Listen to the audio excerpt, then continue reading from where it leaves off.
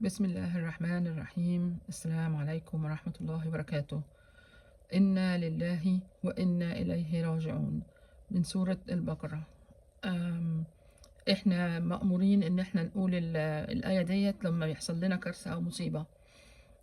ليه؟ لأنه يعني قوية جدا في معناها. يعني إنا لله، في شخص توفى. أنا صاحبتي توفت، واحدة من الثلاثة صحابي اتوفت.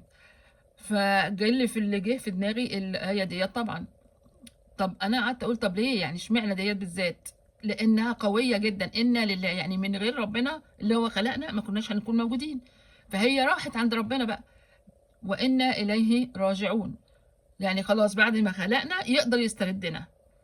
ما هوش ظلم لينا ولا حاجة أبدا، هو ده الطبيعي واللي احنا لو عودنا نفسنا عليه طول عمرنا خلاص مش هتحصل لنا صدمة ولا حاجة يعني. عموما ربنا يرحم جميع اللي ماتوا، وإن شاء الله نقابلهم في الجنة.